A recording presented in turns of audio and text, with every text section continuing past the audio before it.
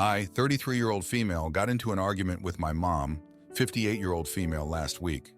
For context, my father, 58-year-old male, is completely deaf. He was born deaf and he communicates pretty much only through American Sign Language (ASL). My three siblings and I learned ASL at a very young age in order to be able to communicate with him. And now we are all fluent in it. My mom is also fluent. My mom has never once communicated any concerns with us learning ASL until last week.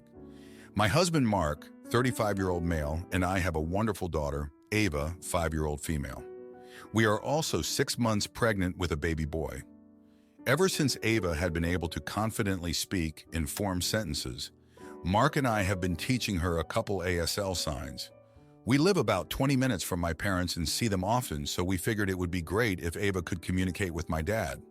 Ava is doing great with learning signs and we are so proud of her. The problem with my mom arose last week. Mark, Ava, and I went to my parents' house one afternoon to have dinner there.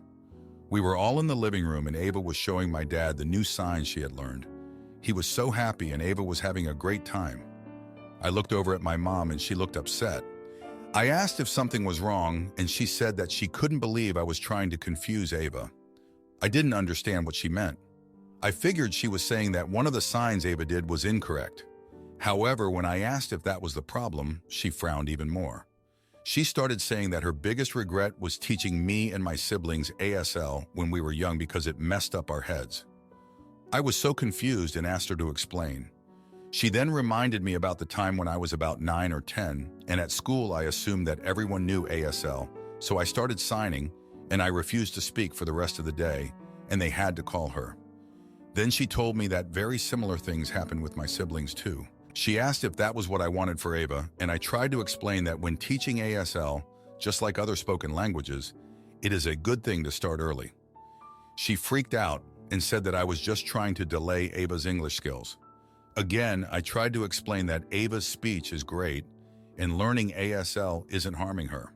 All of a sudden, my mom was crying and yelling and walking around the room and saying that I am not a good mother to Ava, and if I try to harm my son this way too, she'd call Child Protective Services, CPS. By this point, Ava was crying and Mark was holding her, trying to calm her down and also defend me from my mom. My mom rushed upstairs while I told my dad what happened, and he was furious with my mom. He went upstairs too, and we left. Mark and I talked about what happened, and he assured me that we are doing the right thing with Ava. I was still very shaken, but I knew he was right. My mom has left me dozens of texts telling me that I shouldn't teach Ava or my son any ASL if I want to be a good mom, but I haven't responded. So, am I the jerk, Aita? Now for a few comments before the update. Comment 1. Not the idiot. Does your mother not realize that she's technically the reason why you and your siblings assumed everyone knew American Sign Language? When I was born, I was assumed to never be able to speak, so my family learned and taught me American Sign Language. And we kept up the lessons even after I'd begun speaking. I'm selectively mute. They always told me that not everyone speaks it, and that nobody at my school would know American Sign Language because it isn't taught in schools. They drilled this into my head early, so I knew when to use my phone or laptop to speak in case I couldn't use my vocal cords. Your mother is crossing several lines by threatening you with Child Protective Services for teaching your child another language. Because many children are bilingual or even trilingual, and it's easier to learn while they're still young than it is when they're older. Comment 2. Not the idiot. American Sign Language has been proven to be a very good thing to teach kids and helps make the world more accessible. Her saying that you aren't a good mom for teaching your kids something super important because of one non-serious event that happened with you and your siblings is wild. Not the idiot. Keep teaching your kids sign language. It comes in handy and definitely does not hurt your kid. Edit. Holy frick, somehow missed the Child Protective Services part. Is there any chance your mom is struggling with other issues? That is definitely a very abnormal and concerning response. That is not at all fair to you and a super mega shitty thing to say. Now for the update, thanks for sticking with me. Things have really taken a turn since I last reached out. After the blowout with my mom, Mark and I decided to give her some space, hoping she'd come around. But instead, she doubled down. She actually went through with her threat and called CPS on us. Can you believe that? They showed up one morning, unannounced, with a list of concerns she'd given them. It was humiliating. They checked our house, interviewed us, and even talked to Ava, who was confused and scared. Thankfully, they quickly realized there was no issue and closed the case. But the damage was done. The trust I had in my mom was shattered. Mark was livid. He wanted to confront her, but I begged him to let me handle it. I went to see her alone, and it was like talking to a stranger. She was so convinced that we were harming Ava by teaching her ASL that nothing I said made any difference.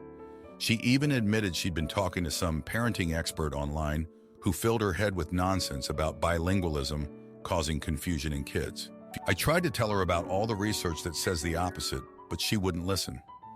Dad was caught in the middle. He was hurt by Mom's actions and her apparent regret over teaching us ASL, something that had always been a point of pride in our family. He told me he was considering leaving her. I couldn't believe it. My parents, who'd been together for over 30 years, were on the brink of divorce because of this. In the midst of all this, Ava's birthday was coming up.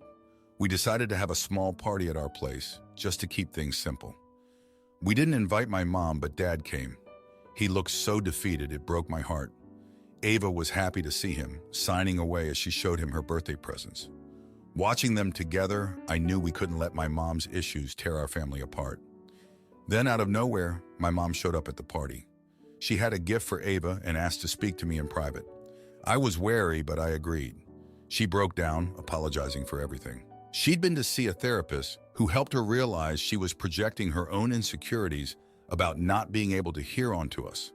She was scared Ava would prefer signing over talking and that she'd lose her connection with her granddaughter.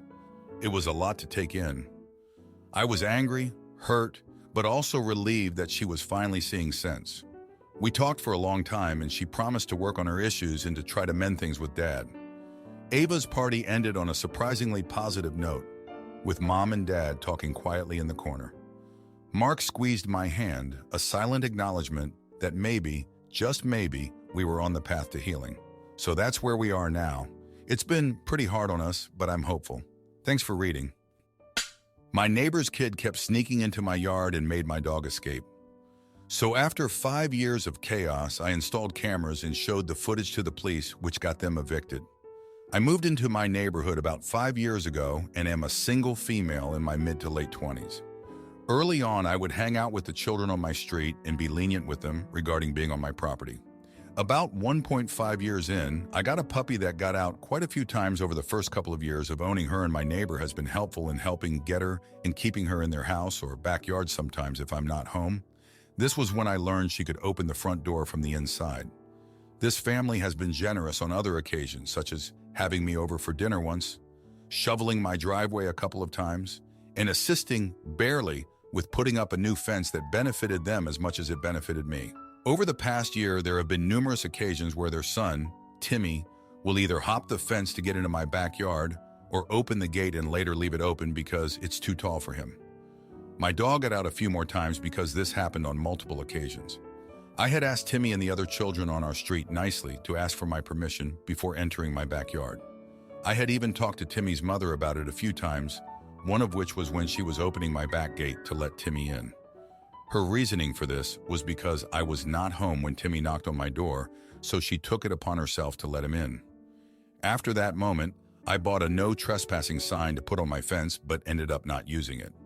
Thankfully, the past few months have been fine, and Timmy and his friends were even coming to my front door to ask if I could get their ball for them. So I figured we were past this.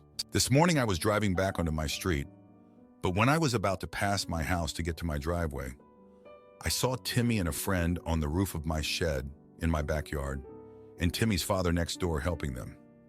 I stopped my car right there and called out, asking what they were doing. The father's response was that there was a ball between the fence and my shed that was only accessible by climbing my shed. That's all fine and good, but I asked why he couldn't wait to ask me before doing it and didn't get a response. When Timmy and his parents left for the day, I went outside and put the no trespassing sign on the fence right near my shed, next to their property line.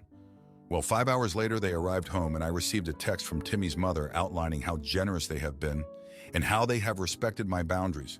So they were really hurt by the sign I put up. Am I the idiot for finally putting the sign up after Timmy and his parents Still don't understand my wishes of asking for permission before entering my yard? Now for a few comments before the update. Comment 1. I blame Timmy's dad. He told the kids to climb the shed, and he obviously felt no need to wait for your approval because he was right there supervising. That was very wrong of him, in my opinion. It's rude and it's been problematic. But that kid is going to follow his parents' lead before he listens to you. So the signs are for the parents, not the idiot. Her feelings aren't hurt because they keep ignoring your previous agreement? Comment 2. Not the idiot. I would treat these as separate issues. Just tell them you like them. But they have to respect your boundary. They don't seem remotely dangerous.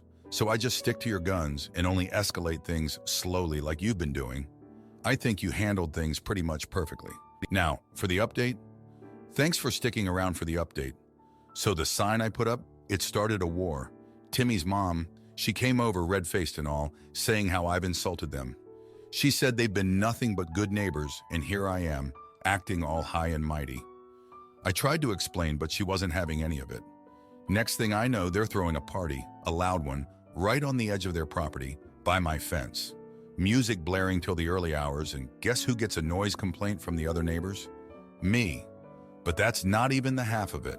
A week later, I come home to find my dog, not in my yard, not in their yard, but gone. Vanished. I'm searching, calling her name, and then I get a call from the local shelter. They found her with a collar that wasn't hers and a tag with a phone number scratched out. I don't have proof, but my gut tells me they had something to do with it. I'm furious, but I keep it together. I start keeping my distance, installing cameras because I don't trust them anymore. And good thing I did. One night, the footage shows Timmy sneaking into my yard, trying to open my back door. I show his parents thinking it'll shame them into action. But no, they accuse me of doctoring the footage, of trying to frame their precious boy. It's like I'm living next to lunatics. I'm losing sleep, always on edge, wondering what they'll do next. Then, out of nowhere, their house goes up for sale. I'm thinking, finally, some peace. But the universe has a twisted sense of humor. The house sells, and who moves in? Timmy's aunt and her family, who are even worse. They're loud, they're messy, and they think the previous feud is some kind of family legacy to uphold. I'm at my wit's end. I'm thinking of selling, of moving. But then, the aunt's family starts having their own problems. Turns out they're not paying their bills, and one day, a tow truck comes and takes away their shiny SUV. The neighborhood's whispering, and I can't help but feel a little vindicated watching them scramble. But the real kicker comes when I get home one day to find a letter in my mailbox. It's from Timmy's mom, of all people.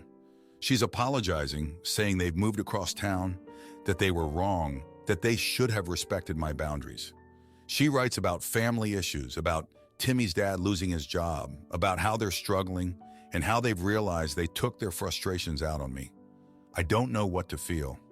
Part of me is angry, wants to hold on to the grudge, but another part of me, a part I didn't know I had, feels sorry for them. I don't respond, but I take down the no trespassing sign. It doesn't feel necessary anymore. And then, as if the universe decides I've had enough drama, things start to calm down. The aunt's family moves out after a few months, some quiet couple moves in, and life starts to feel normal again. I can breathe. My dog's safe, the cameras are still up, but they're just a precaution now. Thanks for reading. My best friend's sister breaks my prosthetic leg and acts all innocent. But when she bails on the bill, I take her to court and watch her squirm as she pays up every last penny. A couple of days ago, my best friend's youngest sisters, 5 and 7 years old, broke my hip prosthetic leg while I was resting, and her middle sister, 20 years old, apparently watched. As it is unfortunately customed, it can't easily be replaced, and I have a secondary normal emergency one, so I can still go about my day as usual. But I'm constantly uncomfortable as it isn't specialized. The cost for repair is looking to be around $5,000, $10,000 because of very specific damage to certain internal parts at the hip. I don't really want to sue, but my stepsister is adamant that I should, especially as my best friend's middle sister hates me and had apparently egged on her little sisters with money and favors to play and Ruth House my leg, showing clear malicious behavior. My friend and her mother obviously don't want me to sue, and they have said that they will pay me back for the damage. But this isn't really about the damage, more about the act. Considering my stepsister doesn't have a lot of money, this would hurt her monetarily and then probably the rest of the family. I feel horrible, but the vindictive parts of me wants to make my friend's middle sister hurt for this.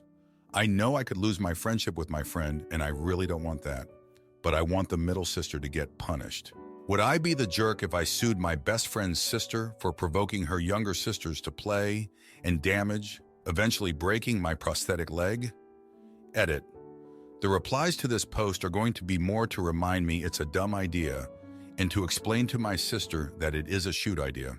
Edit 2, middle sister has been caught throwing my prosthetic leg in a dumpster before, which is why I believe the kids. That means very little in court. But again, I'm not actively thinking of suing. Edit 3, some extra information. I'm 24, female, and my friend is also 24 and female. I was taking a rest at my best friend's house after a training session, believing that the middle sister was away. I live in Canada. Edit 4. Middle sister has contacted me and is willing to pay for 50%, would range between $20,500 to $5,000. I don't know where she would get the money, so right now I see it as some ploy. Or could she be genuine? She is working and is living with her family. All of the family lives in the same home, so she could have some money. I'm willing to compromise and just see her get some kind of punishment. I have contacted insurance and they may pay some of it, especially if I can angle it correctly, aka get admission from middle sister and a document documenting the process and affected workflow, like self-admitted community services through the community board.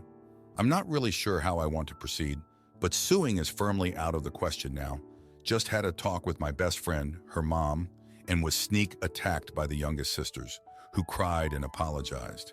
I know they could have potentially been coerced, but they have always been brutally honest. So I believe they are truly sorry, and I don't want to do anything to hurt any of them directly. Edit 5. I will also look into homeowner insurance, but as I do have the money for the leg, thank God for being smart, setting up a second account that 1/3 to half my paycheck gets into, living at home, not that my father would let me move out, Papa Bear and frugal, food, rent, home, and my leg. No other expenses while living with my father. It never was the money, just the act. Now for a few comments before the update. Comment 1, not the idiot, get your money. Which family member gets it to you isn't your problem. The parents can deal with punishing the kids, but you need to get paid right away and every last penny. This is a hate crime. They attacked you because of your differences, intending to hurt you. This leg allows you to walk comfortably. It's your leg. Should this horrible person be punished? Absolutely. But being reimbursed is the most important thing. I say if the family handles it properly, go for it. But make it clear that you are getting fully reimbursed right away or you are going to court, and they can deal with their horrible children. Comment 2, I don't understand. Your intention is to sue this girl for allegedly telling children to harm your leg? Why was your leg in a situation where children could play with it? On what evidence would your lawsuit be based? Hearsay? The testimony of a 5-year-old? Like, your situation sucks, and I'm not a lawyer, but I don't see how any lawyer would take your case. Now, for the update, thanks for sticking around for this update. So the situation with my prosthetic leg has gone from bad to a complete mess. After the last talk with my best friend and her family, I thought we were getting somewhere. Her middle sister even offered to pay half the repair costs. But guess what? She bailed, said she needed the money for something else, and just left me hanging. I was fuming, but I kept it together because I didn't want to ruin things with my best friend. Then, out of nowhere, my stepsister took matters into her own hands. She went behind my back and filed a lawsuit against the middle sister. I couldn't believe it. She said it was the only way to teach her a lesson. Now the whole family is in an uproar, and my best friend won't even look at me. I tried to stop it, but my stepsister said it was too late. I feel like I've been punched in the gut. In the middle of all this, my emergency prosthetic started acting up. It's like it knew it wasn't the main one and just decided to give up on me. I was at the mall when it happened, and I fell right in the middle of the food court. Everyone stared, and I just lay there. My pride shattered along with my leg. It was the last thing I needed. My dad, bless him, tried to make things right. He offered to pay for the repairs himself, but I couldn't let him do that. He's already done so much for me. Plus, I have the money, it's just the principle of the thing. I wanted the middle sister to own up to what she did, not to pass the burden on to my dad. And then, as if things couldn't get any worse, my best friend's youngest sisters came over to apologize again. They brought me this homemade card that was all glitter and sorry words. It broke my heart. They're just kids, and they're caught in the middle of this adult mess. I didn't want them to feel any worse than they already did. But here's where I made the wrong choice. I decided to drop the lawsuit. I told my stepsister to back off and that I'd handle it myself. I thought I was doing the right thing, keeping the peace. But now the middle sister thinks she's gotten away with it. She's strutting around like she's untouchable. And it's all because I didn't stand my ground. I'm trying to figure out what to do next. Maybe I can get her to do some community service or something. I don't know. All I know is that I can't let her think she can just do whatever she wants without any consequences. Thanks for reading this mess of an update. If you like this video, you'll probably like these too. Also, while you're here, please consider subscribing. It's your support that keeps this channel alive and allows me to make better and longer videos. Have a great day.